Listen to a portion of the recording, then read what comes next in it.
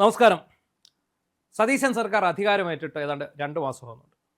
ഇതിനിടയിൽ ആരാലും ശ്രദ്ധിക്കപ്പെടാതെ പോയ ഒരു സംഭവമാണ് ഇവിടെ KPCC പ്രസിഡന്റ് ഇല്ല എന്നുള്ളത്. ഇല്ലേ എന്ന് ചോദിച്ചാൽ ഉണ്ട്. സണ്ണി ജോസഫാണ് KPCC പ്രസിഡന്റ്.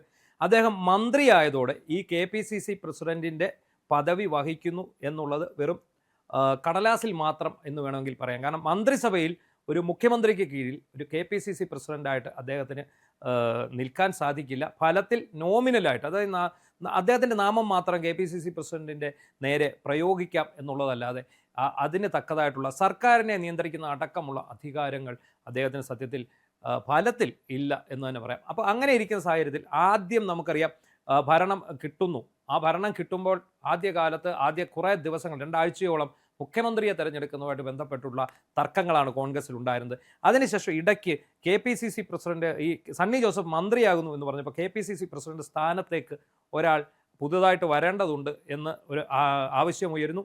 അതിനായിട്ടുള്ള ചരടുവലികൾ നടക്കുകയും ഒരുപാട് പേര് KPCC പ്രസിഡന്റ് കസേരയിലേക്ക് വരാൻ തയ്യാറാവുകയും ചെയ്തു. അങ്ങനെ വന്നവരൊക്കെ തന്നെ വീണ്ടും ഒന്ന് സൈലൻ്റ് ആയ സമയത്താണ് ഇപ്പോഴിതാ KPCC പ്രസിഡന്റിനെ തിരഞ്ഞെടുക്കേണ്ട ആവശ്യകത ഇപ്പോൾ ഉയർന്നു വന്നിരിക്കുന്നു. രാഹുൽ ഗാന്ധി വിദേശ പര്യടനമൊക്കെ കഴിഞ്ഞ് തിരിച്ചെത്തിയിട്ടുണ്ട്. മല്ലികാർജുൻ ഖാർഗെ റെഡിയാണ്. ഖാർഗെ മാത്രം റെഡിയായിട്ട് കാര്യമല്ല, രാഹുൽ ഗാന്ധിയും KC വേണുഗോപാലും ഒക്കെ റെഡിയായെങ്കിൽ മാത്രമേ ഇവിടെ ഒരു KPCC പ്രസിഡന്റ് ഉണ്ടാകൂ. ഇതിനകത്ത് ഒരു സാങ്കേതികത്വം ഉള്ളത് ഏറ്റവും രസകരമാണ്. ആ സാങ്കേതികത്വം ഇവിടുത്തെ KPCC പ്രസിഡന്റ് എന്ന് പറയുന്നത് ഇവിടുത്തെ വൈദ്യുതി വകുപ്പ് മന്ത്രിയായിട്ടുള്ള സണ്ണി ജോസഫാണ്. മുഖ്യമന്ത്രിയാകട്ടെ VD സതീശനും. അതായത് VD സതീശൻ എന്ന മുഖ്യമന്ത്രിക്ക് കീഴിൽ വേറെ ഒരു മിനിസ്റ്റർ മാത്രമാണ് KPCC പ്രസിഡന്റ്. അങ്ങനെ KPCC പ്രസിഡന്റിൻ്റെ അധികാര പദവി അദ്ദേഹത്തിന് ഇപ്പോൾ വിനിയോഗിക്കാൻ കഴിയില്ല. സർക്കാരിനെ നേർവഴിക്ക് നടത്തുക, മുഖ്യമന്ത്രിയെ തിരുത്തുക, മുഖ്യമന്ത്രിക്ക് നിർദ്ദേശങ്ങൾ നൽകുക, ഈ മന്ത്രിസഭയ്ക്ക് മുഴുവൻ നേർവഴി കാണിക്കുക, അല്ലെങ്കിൽ മന്ത്രിസഭയെ മുഴുവൻ തിരുത്തി മുന്നോട്ട് പോവുക, മന്ത്രിസഭയ്ക്ക് വേണ്ട നിർദ്ദേശങ്ങൾ നൽകുക, ഇതൊക്കെ ചെയ്യേണ്ടത് KPCC പ്രസിഡന്റാണ്. പക്ഷേ KPCC പ്രസിഡന്റ് ഇവിടെ മുഖ്യമന്ത്രിക്ക് കീഴിൽ വെറും ഒരു മന്ത്രിയായിട്ടിരിക്കുമ്പോൾ എങ്ങനെ അദ്ദേഹത്തിന് മുഖ്യമന്ത്രിയെ നയിക്കാൻ പറ്റും, എങ്ങനെ മുഖ്യമന്ത്രിയെ തിരുത്താൻ പറ്റും? അങ്ങനെ ഒരു കീഴ്വഴക്കമില്ല. മുഖ്യമന്ത്രിക്ക് കീഴിലാണ് മറ്റു മന്ത്രിമാർ, അദ്ദേഹത്തിൻ്റെ മുകളിലല്ല. അപ്പോൾ അങ്ങനെ വരുമ്പോൾ നിലവിൽ KPCC പ്രസിഡന്റിന് ഈ സർക്കാരിൽ യാതൊരു അധികാരവും ഇല്ല. ഇത് ഇങ്ങനെയായിട്ട് കുറേ നാളായി. അതുകൊണ്ട് എന്ത് സംഭവിക്കുന്നു? മുഖ്യമന്ത്രിയുടെ വഴിയിലേ പോകുന്നു. ഏൻ വഴി തനി വഴി എന്ന് രജനീകാന്ത് പറയുന്നത് പോലെ ഇത് ഇങ്ങനെ മുന്നോട്ട് പൊയ്ക്കൊണ്ടിരിക്കുന്നു. KPCCക്ക് ഇടപെടാൻ സാധിക്കുന്നില്ല. അതുകൊണ്ട് ഇവിടെ എന്തൊക്കെ ഉണ്ടാകുന്നു? ഇവിടെ നിയമന വിവാദങ്ങൾ ഉണ്ടാകുന്നു. അതിൽ ഏറ്റവും പ്രധാനപ്പെട്ട നിയമന വിവാദം ഈ KPCC പ്രസിഡന്റ് മന്ത്രിയായിട്ടുള്ള വകുപ്പിൽ തന്നെയാണ് ഉണ്ടായത്. അദ്ദേഹത്തിൻ്റെ അളിയനെ അദ്ദേഹത്തിൻ്റെ പേഴ്സണൽ സ്റ്റാഫിലേക്ക് എടുക്കുന്നു. എന്നിട്ട് ആ നിയമനത്തിൽ ഉറച്ചു നിൽക്കുന്നു. എതിർത്തവർക്കെതിരെ എല്ലാം ബഹളം കൂട്ടുന്നു. അവസാനം മുഖ്യമന്ത്രി പറഞ്ഞിട്ട് ഈ KPCC പ്രസിഡന്റ് അദ്ദേഹത്തെ ഒഴിവാക്കി വിടേണ്ടി വരുന്നു. അടുത്തതായിട്ട് വന്നത് എന്താണ്? ഗവൺമെൻറ് പ്ലീഡർ നിയമനമാണ്. ഈ ഗവൺമെൻറ് പ്ലീഡർ നിയമനത്തിൽ എന്ത് സംഭവിച്ചു? ഇപ്പോൾ വലിയ പ്രശ്നമായി മാറിയിരിക്കുകയാണ്.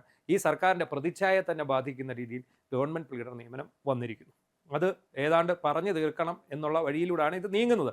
അപ്പോൾ മറ്റൊന്നുണ്ടായത് ഈ അദാനിയുടേതും ടാറ്റയുടേത് പോലെയുള്ള ഇൻവെസ്റ്റ്മെൻറ്റുകൾ, ഓഹരി കൈമാറ്റങ്ങൾ, ഇതൊക്കെ സംബന്ധിച്ചുള്ള കാര്യങ്ങളിൽ KPCCയായിട്ടുള്ള ഒരു നയം പറയാൻ ഇവിടെ ആരും ഉണ്ടാവുന്നില്ല എന്നുള്ളതാണ് മറ്റൊരു വിഷയം. ഇങ്ങനെ ആകെപ്പാടെ KPCC കുത്തഴിഞ്ഞു കിടക്കുകയാണ്.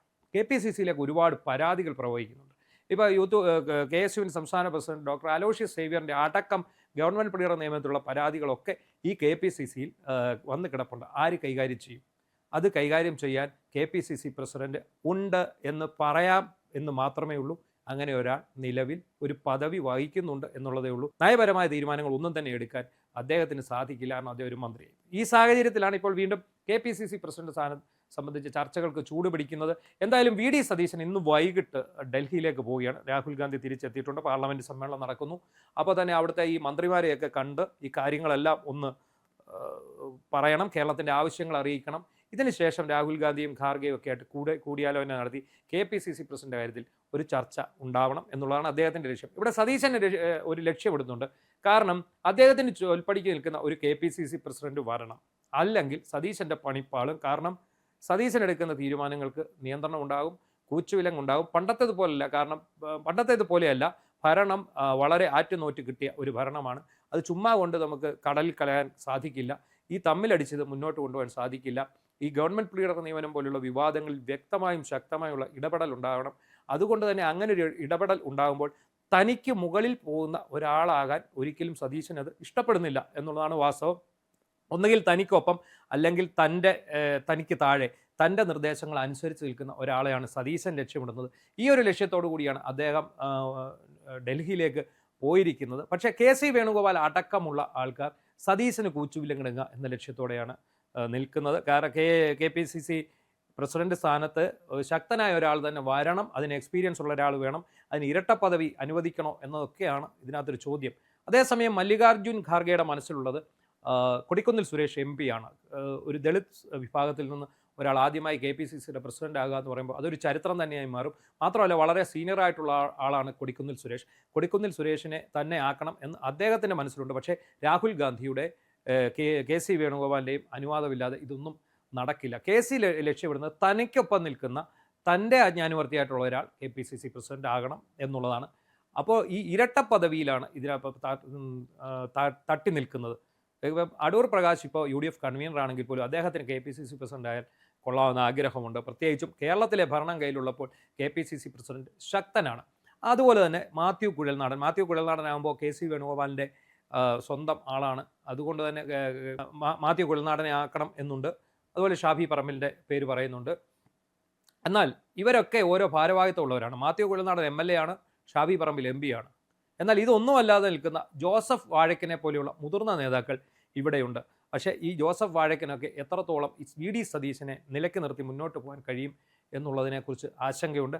ഇനി ചിലർ പറയുന്ന ഒരു ട്രോളുണ്ട്, പിന്നെ ഒരു പണി ചെയ്യൂ, KC വേണുഗോപാൽ തന്നെ വന്ന് ഇവിടുത്തെ KPCC പ്രസിഡന്റ് ആയിക്കോട്ടെ, അങ്ങനെ ആയിക്കഴിഞ്ഞാൽ വേറെ പ്രശ്നങ്ങളൊന്നും ഉണ്ടാകില്ലല്ലോ, KC വേണുഗോപാലിന് കേരളം പിൻസീറ്റിൽ ഇരുന്ന് ഭരിക്കുകയും ചെയ്യാം എന്ന് പറയുന്നു. ഇനി അങ്ങനെ സംഭവിച്ചു കൂടാഴികയില്ല എന്നാണ് ഇപ്പോൾ തോന്നുന്നത്. കാരണം VD സതീശൻ ഇതുവരെ പോകുന്നത് തനി വഴിയാണ്. അദ്ദേഹത്തിൻ്റെതായിട്ടുള്ള ചില ചിട്ടവട്ടങ്ങളുണ്ട്. അതനുസരിച്ചാണ് അദ്ദേഹം മുന്നോട്ട് പോകുന്നത്. ജൂനിയർ പിണറായി എന്നുള്ള ഒരു വിളിപ്പേര് അദ്ദേഹത്തിന് ഓൾറെഡി കിട്ടിക്കഴിഞ്ഞു. ആ സാഹചര്യത്തിൽ അതായത് സർക്കാരിനെയും KPCCയെയും ഒരുപോലെ ഡീൽ ചെയ്ത് മുന്നോട്ട് പോകുന്ന ഒരാളാവണം. ഇപ്പോൾ ഈ ഉണ്ടായ GP വിവാദങ്ങൾ പോലെയുള്ള വിവാദങ്ങൾ മേലിൽ ഉണ്ടാവാൻ കോൺഗ്രസ് പാർട്ടി ആഗ്രഹിക്കുന്നില്ല. ആറ്റുനോറ്റ് കിട്ടിയ ഒരു ഭരണമാണ് 5 വർഷത്തേക്ക് കിട്ടിയിരിക്കുന്നത്. 10 വർഷമെങ്കിലും ഇവിടെ ഭരിക്കണം എന്നൊരു ആഗ്രഹവും കേന്ദ്ര നേതൃത്വത്തിനടക്കം ഉള്ള ഒരു സ്ഥിതിക്ക് അങ്ങനെയുള്ള ഒരാളെ KPCC പ്രസിഡന്റ് ആക്കണം എന്നുള്ളതാണ്. എന്താണെങ്കിലും സതീശൻ പോയിരിക്കുന്നത് തനിക്ക് വേണ്ടുന്ന ഒരാളെ ആക്കിയെടുക്കുക എന്ന ലക്ഷ്യത്തോടെയാണ്, ഇത് വെട്ടുക എന്ന ലക്ഷ്യത്തോടെയാണ് KC വേണുഗോപാലും കൂട്ടരും അവിടെ ഉള്ളത്. എന്താണെങ്കിലും നാളെ അദ്ദേഹം അവിടെ എത്തി, നാളെ വൈകിട്ട് തന്നെ തിരിച്ച് കേരളത്തിലേക്ക് പോരേണ്ടതായിട്ടുണ്ട്. മറ്റന്നാൾ ഇവിടെ ക്യാബിനറ്റ് മീറ്റിംഗ് ഉണ്ട്. അപ്പോൾ അതിനോടകം ഒരു പ്രാഥമിക ചർച്ച നടത്തിയതിന് ശേഷം അദ്ദേഹം തിരിച്ചെത്തുക എന്നുള്ളത്. എന്താണെങ്കിലും KPCC പ്രസിഡന്റ് തിരഞ്ഞെടുപ്പ് വൈകിയാൽ അത് ഉറപ്പായും കേരളത്തിലെ ഭരണത്തെ ബാധിക്കും. കോൺഗ്രസിലെ അടിപിടി കൂടുതൽ ശക്തമാക്കും. ഗ്രൂപ്പുകൾ വീണ്ടും സജീവമായിട്ടുണ്ട്. MLA-മാരൊക്കെ തന്നെ ചേരി തിരിഞ്ഞിട്ടുണ്ട്. അതുപോലെ പോഷക സംഘടനകൾ, ഈ പറയുമ്പോൾ നമ്മൾ പറയണം യൂത്ത് കോൺഗ്രസിൻ്റെ സംസ്ഥാന പ്രസിഡന്റ് ഒഴിയേണ്ടതായിട്ടുണ്ട്. OJ ജനീഷാണ് നിലവിലെ സംസ്ഥാന പ്രസിഡന്റ്. ഈ OJ ജനീഷിന് ഇപ്പോൾ തന്നെ ഈ GP വിവാദത്തിൽ ഒന്നും പ്രതികരിക്കാൻ കഴിഞ്ഞിട്ടില്ല. കാരണം അദ്ദേഹം മന്ത്രിസഭയിൽ അംഗമാണ്. GP വിവാദത്തിൽ പറഞ്ഞാൽ മുഖ്യമന്ത്രിക്കെതിരെ പറയേണ്ടി വരും. അങ്ങനെ പറയേണ്ടി വരുമ്പോൾ അദ്ദേഹം മുഖ്യമന്ത്രിയുടെ താഴെയുള്ള ഒരു അംഗമാണ്. ഒരിക്കലും ഈ മന്ത്രിക്ക് മുഖ്യമന്ത്രിയെ വിമർശിക്കാനുള്ള ഒരു അധികാരമില്ല. മാത്രമല്ല വളരെ ജൂനിയറാണ്. ഇപ്പോൾ K മുരളീധരനെ പോലെയുള്ള ആൾക്കാരാണെങ്കിൽ ഒരുപക്ഷെ വിമർശിച്ചതിൽ കുഴപ്പമില്ല എന്ന് നമുക്ക് പറയാം. പക്ഷേ OJ ജനീഷിനെ പോലെയുള്ള തീരെ ജൂനിയറായിട്ടുള്ള മന്ത്രിമാർ മുഖ്യമന്ത്രിക്ക് നേരെ തിരിഞ്ഞ് വിമർശിക്കാനുള്ള അധികാരമൊന്നും അദ്ദേഹത്തിനില്ല. പക്ഷേ സ്വതന്ത്രമായിട്ട് യൂത്ത് കോൺഗ്രസ് ഒരു പ്രസിഡന്റ് ഉണ്ടെങ്കിൽ ഈ കാര്യത്തിൽ നിലപാട് വ്യക്തമാക്കാൻ സാധിക്കുമായിരുന്നു. ഇവിടെ എന്തായാലും യൂത്ത് കോൺഗ്രസിനും KPCCക്കും നിലവിൽ അധ്യക്ഷരില്ല. ഉടനെ തന്നെ ഇത് എടുത്തില്ലെങ്കിൽ കോൺഗ്രസിലെ തമ്മിലടി വളരെ മുന്നോട്ട് പോവും. അത് ഭരണത്തെ തന്നെ ബാധിക്കുന്ന ഒരു അവസ്ഥയിലേക്ക് എത്തും. ഈ സാഹചര്യത്തിൽ KC വേണുഗോപാൽ അടക്കമുള്ളവർ ഇടപെട്ട് ഒരു തീരുമാനം ഉണ്ടാക്കുമെന്ന് തന്നെയാണ് പ്രതീക്ഷ.